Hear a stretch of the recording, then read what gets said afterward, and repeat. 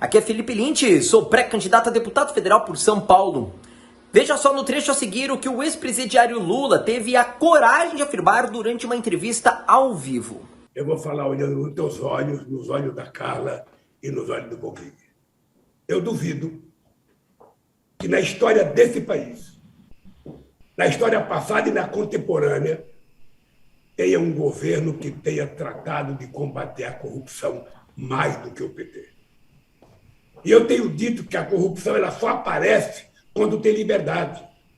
Ela só aparece quando tem possibilidade de investigação. O PT criou o portal da transparência. As pessoas podem acompanhar as coisas da administração em tempo real. O PT criou a lei de acesso à informação em que cada um de vocês poderia saber a qualidade do papel higiênico que o presidente utilizava. O PT nunca fechou a porta para a investigação. Nós fizemos a lei, nós que criamos a delação. Sabe, porque para nós é o seguinte, só tem um jeito do cidadão não ser investigado, é ele não cometer erro.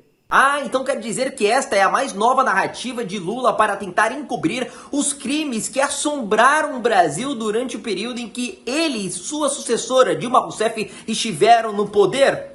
Não, é uma piada de muito mau gosto. O Lula veio dizer que foi nos governos do PT onde a corrupção foi muito mais combatida.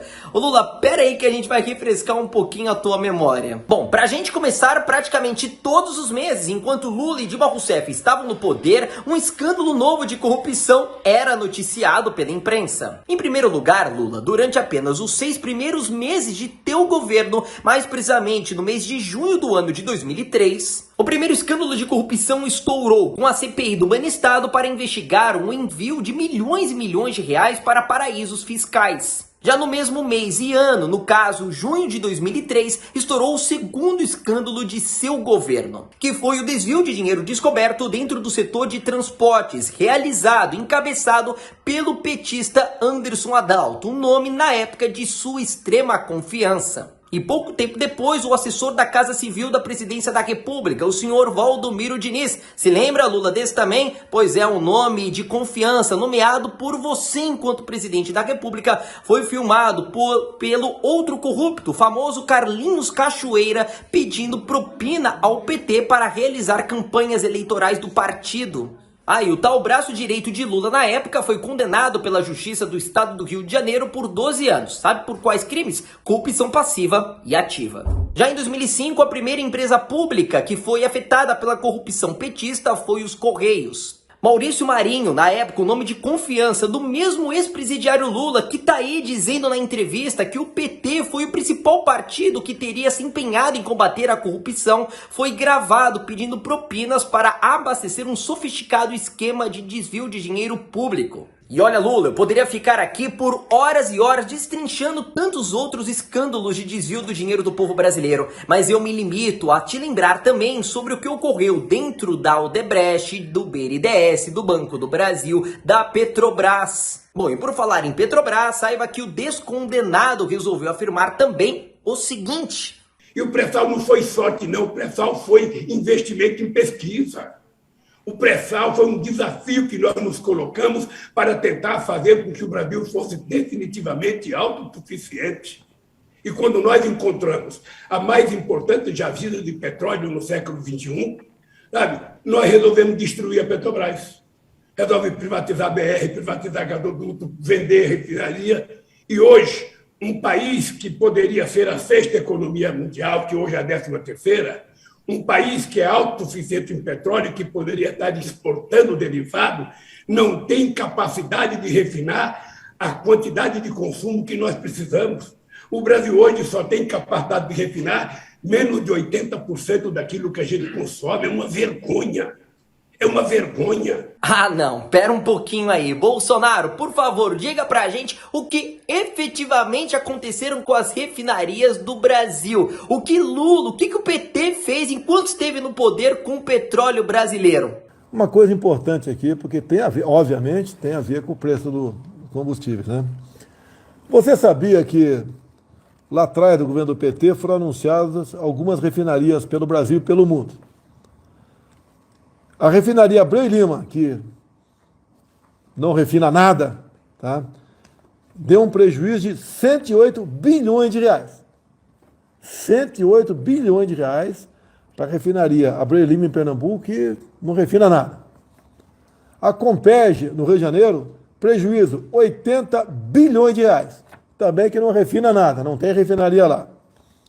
Tem mais uma no Maranhão, outra no Ceará, pequenas, né? Ficou pequeno o prejuízo aqui, é só 2 bilhões de reais. Passadina, já vou falar, né? Estados Unidos, prejuízo, 25 bilhões.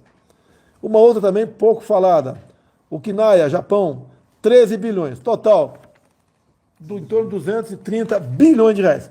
Sabe quem está pagando essa conta? Você.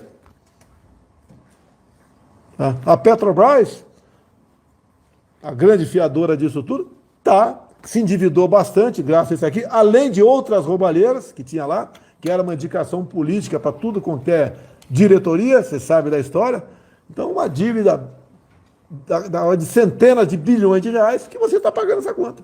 Excelente resposta do nosso presidente, não? Mas para poder te deixar ainda mais informado com a verdade, eu quero te mostrar um pequeno trecho de uma matéria que foi ao ar há cerca de 10 anos atrás dentro da TV Globo, mostrando a realidade da construção da refinaria Abreu e Lima, o que era para ser a maior de toda a América Latina. Em 2005, foi anunciado que ela sairia por 2,4 bilhões de dólares. A Abreu e Lima seria construída pela Petrobras e pela PDVSA, estatal de petróleo da Venezuela. Em 2009, a Petrobras disse que havia um erro nos cálculos do valor da refinaria e que o custo real seria de 13,4 bilhões de dólares, 5 vezes mais. Só que, em 2010, o Tribunal de Contas da União recomendou parar os serviços porque havia indícios de sobrepreço.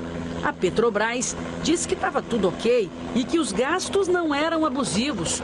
Em 2013, a Venezuela desistiu da parceria e o Brasil teve que arcar com tudo. Segundo a Petrobras, a obra já custou 17,8 bilhões de dólares aos cofres públicos.